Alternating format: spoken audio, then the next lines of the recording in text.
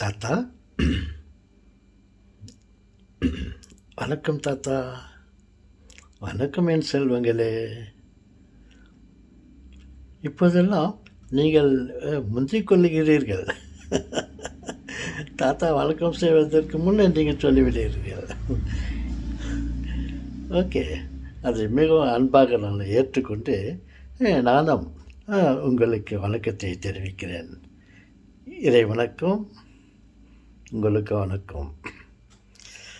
தாத்தா, இந்த உயிர்களை கொன்று உண்கிறார்களே,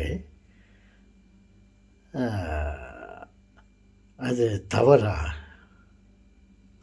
இல்லை செல்வங்களே. உண்பதற்காக நாம் உயிர்களை கொன்று உண்ணுவது தவறு அல்ல என்று நான் நினைக்கிறேன். ஏனென்றால் அப்பொழுதே ஆண்டவன் சொன்னார், படைத்த பொழுதே அந்த ஆதி மனிதர்களிடம் சொன்னார், இவைகளெல்லாம் நீங்கள் உண்பதற்காக நான் படைக்கப்பட்டவை. கோழி, கொக்கு, ஆடு, மாடு என்று சிலதையெல்லாம் சொல்லி இந்த உயிரினங்கள் எல்லாம் உங்களுக்காக படைக்கப்பட்டது என்று சொன்னார். அந்த நிலையில் பார்க்கும்போது உயிர்களை கொன்று உண்பது தவறு இல்லை. உணவுக்காக அவைகளை நாம் பயன்படுத்துகிறோம். அப்போது சிலரெல்லாம் உயிர்களை கொல்லாமல் மற்ற காய்கறிகளை, பழ வகைகளை உண்கிறார்களே, அவர்கள் எப்படி தாத்தா? அவர்களும் கொலையாளிகள். அவர்களும் ஜீவஹிம்சை செய்து தான் அவர்களும் உண்கிறார்கள். உயிரினங்கள் என்று சொல்லும்போது இந்த செடி, மரம், கொடி இவைகளெல்லாம் அது உயிரினங்களிலே சேர்கிறது. நாம் அவைகளை பறித்து அந்த மரத்திலிருந்து, உயிர் உள்ள மரத்திலிருந்து நாம் அதை பறிக்கிறோம். அதை பறித்து அதை நாம் உண்கிறோம்.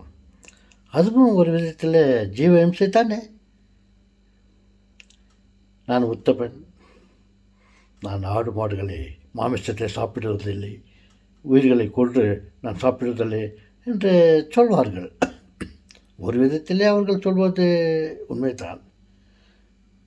மற்றொரு விதத்திலே அவர்களும் ஜீவஹிம்சை செய்து தான் சாப்பிடுகிறார்கள். பாருங்கள், மரங்களிலே முருங்கைக்காய், கத்திரிக்காய், ஈவன் காரமாக இருந்தாலும் மிளகாய், கசப்பாக இருந்தாலும் பாவக்காய், இப்படி அந்த மரத்தில் உள்ள உயிர்களை தான் நம்ம பறித்து சாப்பிடுகிறோம்.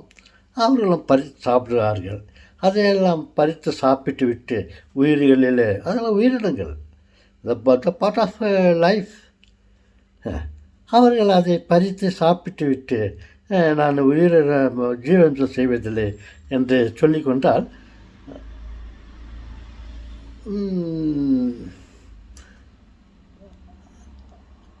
அதுவும் ஜீவஹிம்சை என்று நான் நினைக்கிறேன். எந்த உயிரையும்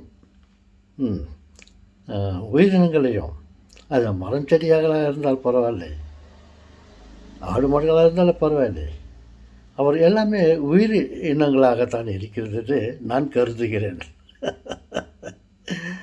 எல்லாம் அவர் எண்ணங்களே. ஓகே செல்வங்களே,